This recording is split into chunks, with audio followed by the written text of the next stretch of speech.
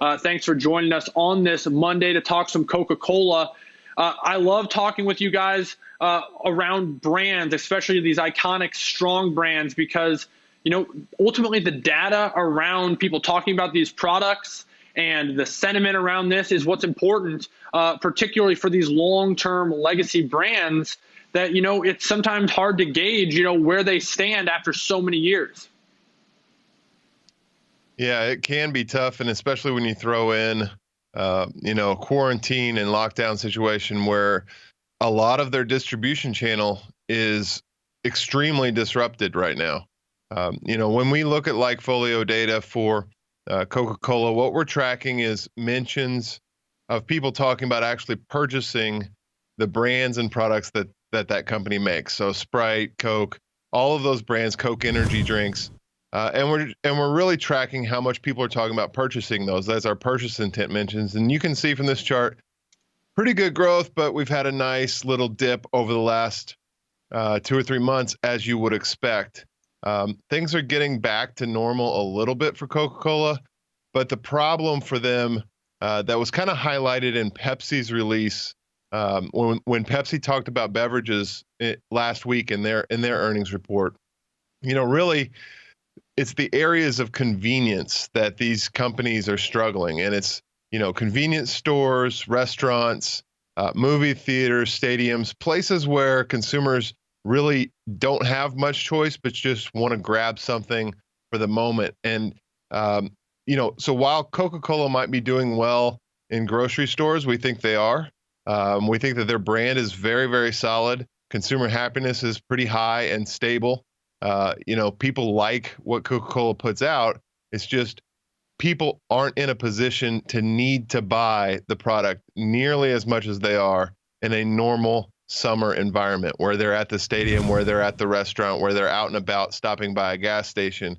Instead, a lot of people are sitting at home, and a lot of people just don't drink as much of these products when they're at home. They get water out of the tap or something like that. So we think Coca-Cola is probably in for a really soft earnings report. I think that's expected.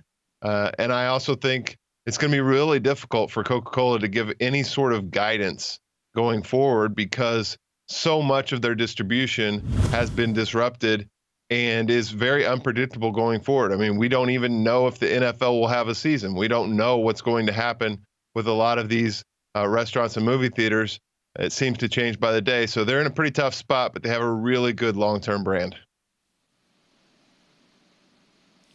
Yeah, Andy, when you read about Coke and you read data on Coke, they really break it down into two things, and they call them channels. Their at-home channel and their away-from-home channel.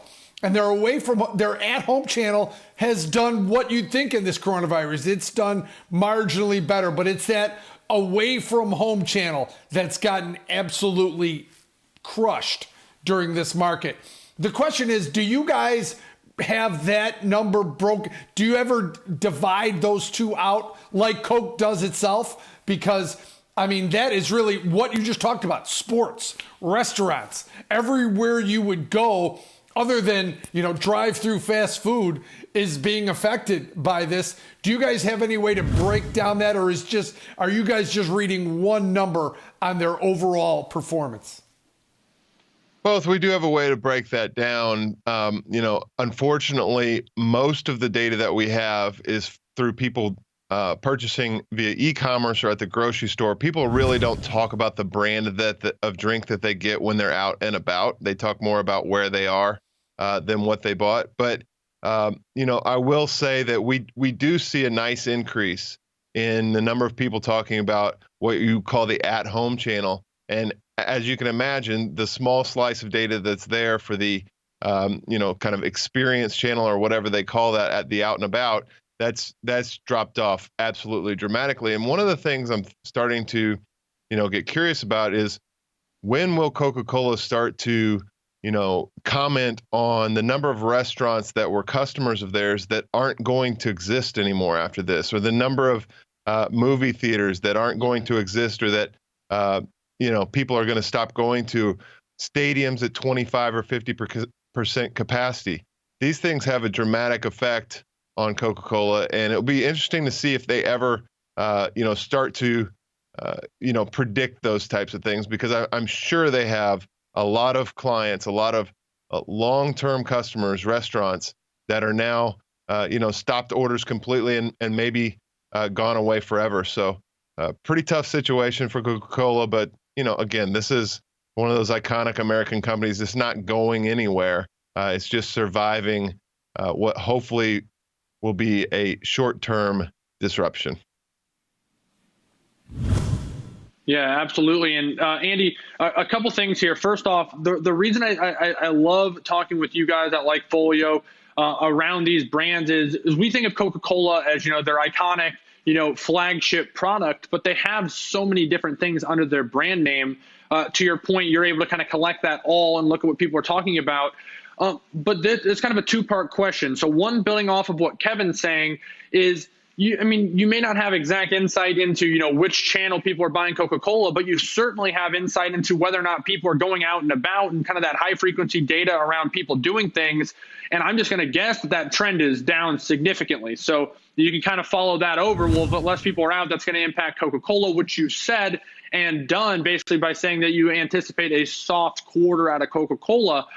But looking on a longer term horizon, Andy, as you talk about kind of that at-home channel, seeing kind of a boost and maybe more and more people who are going to the grocery store or seeing a Coca-Cola brand, and they're slowly becoming maybe a new, more sticky customer. I might be having a little bit of a logic leap here, but I'm trying to follow something where it could be a long-term story that's positive. And I want to hear your thoughts on this. If that's the case, and you anticipate down the road that these events and that kind of part of life is going to be back to normal, whether that's in a year or 2 years or 3 years, ultimately, down the road, if Coca-Cola can weather this storm, they could actually have built out what would traditionally kind of been an underperforming market for them, and kind of their core business will be back to normal. Yeah, that's definitely possible. I think there's a few things at play there. It's, how well does Coca-Cola, react to this in terms of those distribution networks? How fairly, are they treating the convenience stores, the restaurants that are struggling, those stadium contracts? Are they sticking people with minimums? I don't know the answer to that. I think, Coca-Cola probably is doing things right. They tend to over time. The other factor, though, on the other side of that coin, when we look at Pepsi, they have this entire massive, sort of carb loading snack business unit that is enormous for them, and that has bolstered their results because of that, stay at home. Their at home channel is absolutely booming.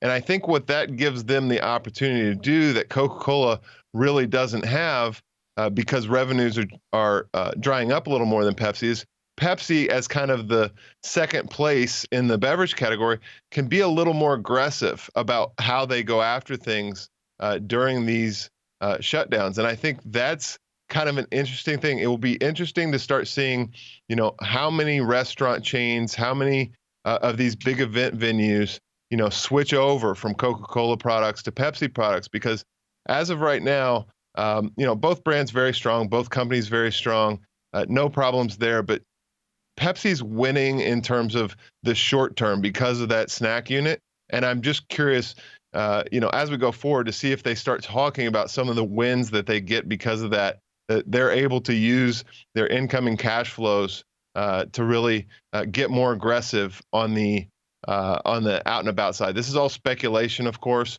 but it is interesting to see Pepsi's broad portfolio start to pay off for them, where Coca-Cola's focus on beverages kind of hurting them for the moment.